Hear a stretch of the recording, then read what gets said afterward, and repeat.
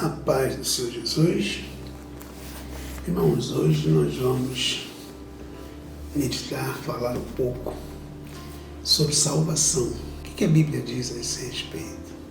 E é justamente sobre essa questão que nós vamos falar brevemente sobre será que a salvação é para todos? Se não, quem vai ser salvo ou quem não vai ser salvo? O que a Bíblia fala sobre essa questão? Bem, quando nós falamos em salvação de uma forma bem básica, bem superficial, biblicamente falando, a salvação ela é a libertação do ser humano do pecado e das suas consequências. Sabemos que o pecado afasta o homem de Deus e o salário do pecado é a morte eterna. A morte sem, não só a morte física, que entrou no mundo por causa do pecado, mas a morte eterna, a eternidade longe de Deus. Bom, primeiramente nós precisamos entender que qual a vontade de Deus é que todos fosse salvo. Isso está em Timóteo, nós podemos ler em primeira carta que foi escrita a Timóteo, no capítulo 2, no verso 3, 3 e 4, que diz que quando ele pede para que a gente ore pelas autoridades, tudo, ele diz, no versículo 3 adiante, diz que porque isto é bom e agradável diante de Deus, nosso Salvador, que quer que todos os homens se salvem e venham ao conhecimento da verdade. Está em 1 Timóteo, capítulo 2, versos 3 e 4. Deus, no seu plano de alcançar, para que alcançasse a todos, ele envia o seu próprio Filho, para fazer aquela obra que o homem não tinha, que o homem não tem condições de se justificar diante de Deus. Então Deus envia seu próprio Filho para que ele venha, vença todas as coisas, e dê sua vida pura, sem pecado, assumindo os nossos pecados. Deus ele lança sobre ele dentro dos nossos pecados, e ele paga o preço na cruz do Calvário por nós. Então, existe aquele versículo que é um dos versículos mais conhecidos na Bíblia, que está lá no Evangelho de João, no capítulo 3, a partir do verso 16, que diz que Deus amou o mundo de tal maneira que deu o seu Filho unigênito para que todo aquele que nele creia não pereça, mas que tenha vida eterna. Então nós podemos observar que existe uma condição, aquele que nele crê. Então nós vamos ver agora o perfil dessas pessoas que serão salvas. Primeiro nós vamos falar sobre os que serão salvos, traçar o que a Bíblia mostra, o perfil de quem vai ser salvo, o perfil de quem não vai ser salvo. E a primeira coisa que nós precisamos ver, então, é crer nos que serão salvos. Para ser salvo, precisa crer em Jesus, crer na obra que ele fez na terra, crer na obra que ele veio fazer por nós, quando ele dá a vida pelos nossos pecados, ali na cruz do Calvário. Então, nós precisamos crer, porque quando nós cremos, a salvação ela vem sobre nós pela graça, não nós somos merecedores, é pela graça. A salvação ela vem pela graça. Então, diz que pela graça sois salvos, por meio da fé, ou seja, fé no Filho de Deus. E isso não vem de vós, é dom de Deus, não vem das obras, para que ninguém se glorie, ou seja, não é a obra, ninguém é salvo por ser bonzinho, ninguém é salvo por obra que alguém possa fazer. As obras é importante, sim, né? Mas não para a salvação, mas o salvo, sim, ele pratica boas obras por ser salvo, não para ser salvo. Então nós podemos observar, primeira coisa, o fato de crermos, né, em Jesus. Então, pela graça, né, nós somos salvos através dessa fé, né? E Efésios, né, isso está lá em Efésios, no capítulo 2, versos 8 e 9. E em Romanos, no capítulo 10, a partir do verso 9, a palavra de Deus diz assim: a saber, se que com a sua boca confessares ao Senhor Jesus e em seu coração creres que Deus o ressuscitou dentre os mortos, serás salvo. Visto que com o coração se crê para a justiça e com a boca se faz a confissão para a salvação. Porque a Escritura diz: todo aquele que nele crê não será confundido, porquanto não há diferença entre judeu e grego, porque um mesmo é o Senhor de todos, rico para com todos os que o invocam, porque todo aquele que invocar o nome do Senhor será salvo. Uma outra característica que nós vamos ver naqueles que serão salvos é aqueles que passam pelo novo nascimento, né? O que é esse novo nascimento? Nós vamos ver esse ensinamento no Evangelho escrito por João, né? A importância, né, desse novo nascimento para aqueles que serão salvos. Nós temos essa natureza adâmica, essa natureza pecaminosa, e para ser salvo é necessário, né, um novo nascimento. E Jesus, ele vai nos trazer isso, né, lá no João, no Evangelho, né, escrito por João, no capítulo 3, verso 3 em diante, até o verso 5, nós podemos ler.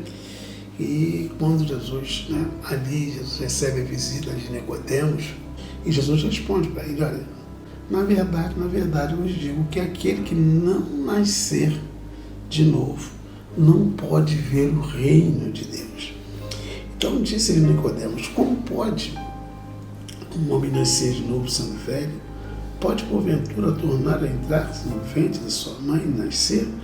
E Jesus respondeu: na verdade, te digo que aquele que não nascer da água e do Espírito não pode entrar no reino de Deus. João diz que ele era o Verbo, né? E o Verbo era Deus, e eles, né, o Verbo estava com Deus e era Deus. Então nós podemos ver a partir do versículo 11 que vai dizer assim: veio para que era seu, e os seus não o receberam. Ou seja, os judeus não entenderam que aquele que ali estava era o Messias, era o Filho de Deus. Mas a todos quantos receberam, deu-lhes o poder de serem feitos filhos de Deus, ou seja, aos que creem no seu nome, aos quais não nasceram do sangue, nem da vontade da carne, nem da vontade de homem, mas de Deus. Ou seja, esse novo nascimento, ele vem de Deus. E para que todo aquele que nele crê, entendeu? Então, aquele que crê, Deus dá o poder de ser chamado filho de Deus. Os que nasceram de novo, né? Não da vontade do homem, mas que nasceram de novo da vontade de Deus. Então, nós vamos ver que essa é uma das outras, mais uma característica daqueles que serão salvos. Então, outra característica também é os que renunciarem, né, a sua própria vida por amor de Jesus. Aqueles que renunciarem a sua própria vida por amor a Jesus também alcançarão a salvação. Nós podemos ver esse ensinamento lá em Mateus, no capítulo 16, versículo 24. Então disse Jesus aos seus discípulos: se alguém quiser vir após mim, renuncie-se a si mesmo, tome sobre si a sua cruz e siga-me. Porque aquele que quiser salvar a sua própria vida, perdê-la-á. E quem perder a sua vida por amor de mim, achá-la-á. Ou seja, que ele que quiser vir após mim, renuncie-se a si mesmo. A importância da renúncia, né? Esse mesmo estudo, ele ensina, nós encontramos também em Marcos, no capítulo 8, a partir do verso 34, que diz: chamando a si a multidão com os seus discípulos, disse: se alguém quiser vir após mim, negue-se a si mesmo, tome a sua cruz e siga-me, porque qualquer que quiser salvar a sua vida, perdê-la-á, mas qualquer que perder a sua vida por amor de mim e do Evangelho, esse a salvará. Então, a importância de nós renunciarmos, né, a essa vida carnal, as coisas que não agradam a Deus, né, para viver segundo a palavra de Deus, segundo o Evangelho. Então, se eu perder essa vida que o mundo me oferece, essa vida, e para viver segundo o Evangelho, então eu vou alcançar a vida eterna. Então essa é mais uma característica daqueles que herdarão o reino de Deus, aqueles que herdarão a salvação. Mais uma, os que andarem na luz. A palavra de Deus diz, né, que nós podemos, né, ver esse ensinamento também lá na primeira epístola de João, né, no capítulo 1, a partir do versículo 5, né, nós podemos ver esse ensinamento que diz: olha, esta é a mensagem que dele ouvimos e vos anunciamos, que Deus é luz e nele não há trevas alguma. Se dissermos que temos comunhão com ele e andarmos em trevas, mentimos e não praticamos a verdade. Mas se andarmos na luz, como na luz ele está, então temos comunhão uns com os outros, e o sangue de Jesus, seu Filho amado, nos purifica de todo pecado. 1 João, capítulo 1, do verso 5 ao 7. Então nós vemos aqui algumas características, né, o perfil daqueles que herdarão o reino de Deus, aqueles que serão salvos, né? Então, a primeira coisa que tem que ter é crer no Filho de Deus, crer na obra, né, entregar a vida para Jesus, crer, confessar, né? Nós precisamos ter uma vida de santificação, separação das coisas do mundo, né? de entrega verdadeira, de renúncia, né? As coisas desse mundo, e uma vida de luz, andar conforme ele que é a luz, ou seja, seguir os passos dele, estar com ele. Por isso que Jesus fala lá no Evangelho escrito por João, no capítulo 8, a partir do verso 12, né, que ele diz que ele é a luz do mundo, e aquele que andar pois ele, né, jamais andará em trevas, né, aqueles que o seguem. Então, algumas das características, né, daqueles que serão salvos. Mas para a gente não prolongar muito, vamos passar por algumas características também daqueles que não herdarão. Então, uma das características, né, daqueles que não herdarão são aqueles que são contrários, aqueles que são desobedientes às coisas, né, à palavra de Deus, né? Então, temos aqui alguns textos, né, que vão falar de algumas características, de algumas atitudes, né, que fazem parte, né, da rotina diária, da vida, né, de algumas pessoas. Lá em 1 Coríntios, no capítulo 6, no versos 9 e 10, também nós vamos ver uma outra lista, né, de características de pessoas que não herdarão o reino de Deus, né? E assim, não sabeis que os injustos não vão de herdar o reino de Deus? Não erreis, nem os devassos, nem os idólatras, nem os adúlteros, nem os efeminados, nem os sodomitas, nem os ladrões, nem os avarentos, nem os bêbados, nem os maldizentes, nem os roubadores herdarão o reino de Deus. Apocalipse capítulo 21 diz: mas quanto aos tímidos, e aos incrédulos, e aos abomináveis, e aos homicidas, e aos que se prostituem, e aos feiticeiros, aos idólatras, e todos os mentirosos, a sua parte será no lago que arde com fogo e enxofre, e que é a segunda morte. Isso está em Apocalipse 21, 8. Apocalipse 22, 15 vai dizer: mas ficarão de fora os cães, os feiticeiros, os que se prostituem, e os homicidas, e os idólatras, e qualquer que ama e comete a mentira.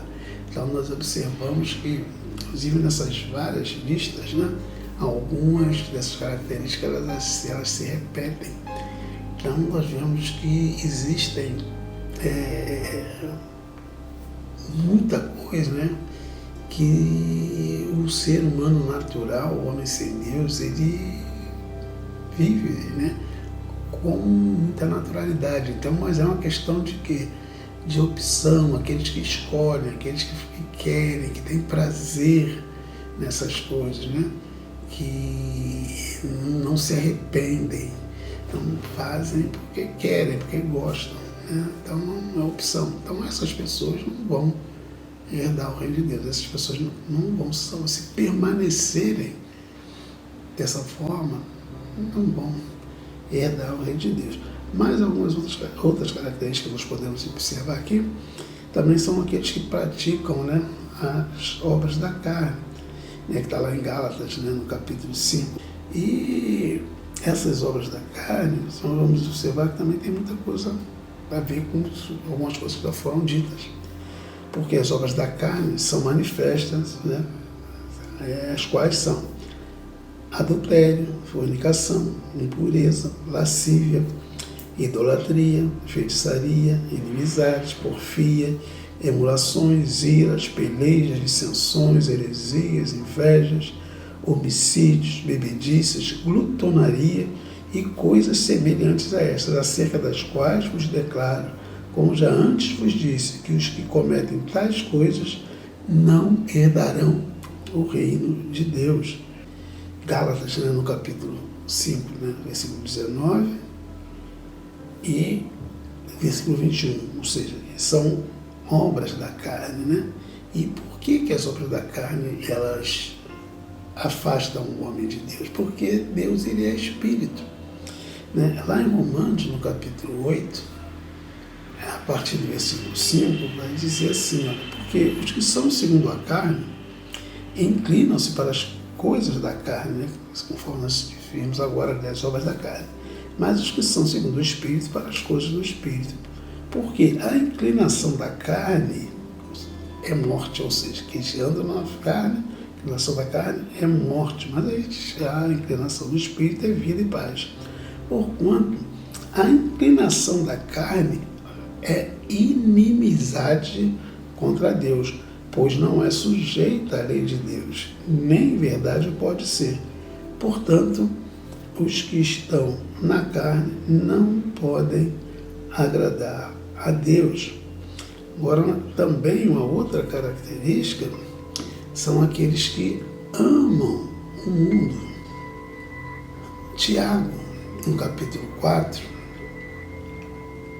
no verso 4, ele diz: infiéis, não sabeis vós que a amizade do mundo é inimizade contra Deus? Portanto, qualquer que quiser ser amigo do mundo constitui-se inimigo de Deus.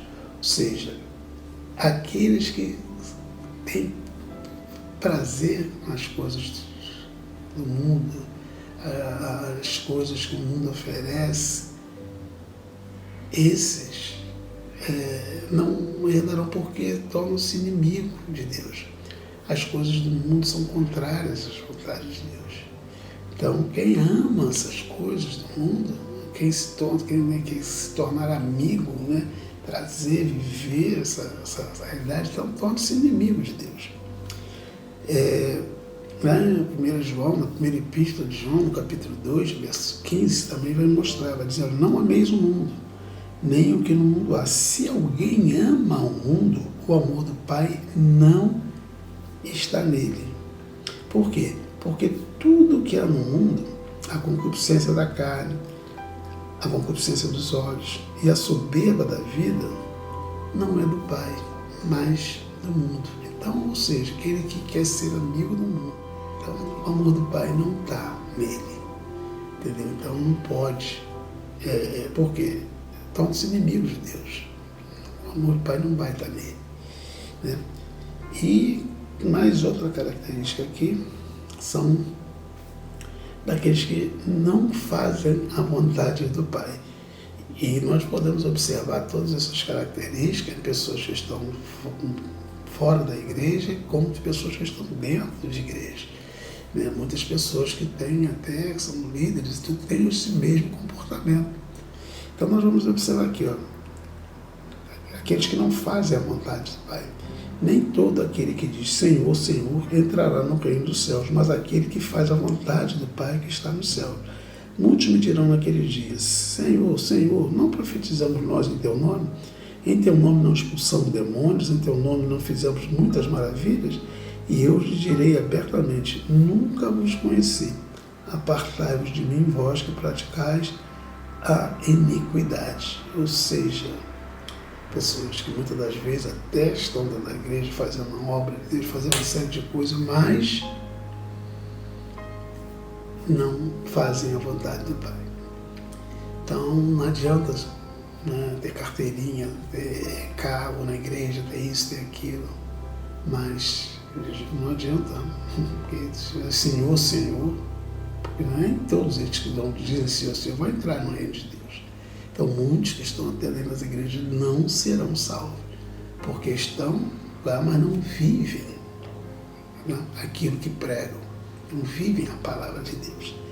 E outra situação é aqueles que ficam em cima do muro. O que é ficar em cima do muro? É aqueles que estão na igreja, que é a mesma situação, né, que nós podemos ver. Está na igreja, né, e está no mundo ao mesmo tempo. Eles estão, né, uma situação complicada. E Tiago fala no capítulo 1 de Tiago, verso 8, ele fala sobre essa questão do coração duplo. Ele fala, olha, o homem que de coração duplo, né, é inconstante em todos os seus caminhos.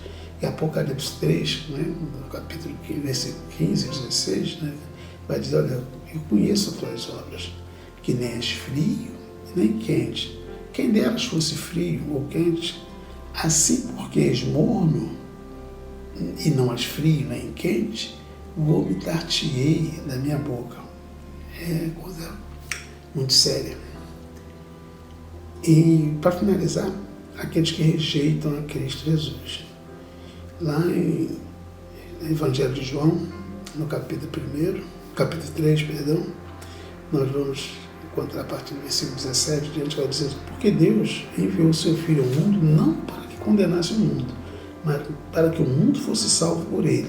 Quem crê nele não é condenado, mas quem não crê, porquanto já está condenado, porquanto não crê no nome do unigênito Filho de Deus.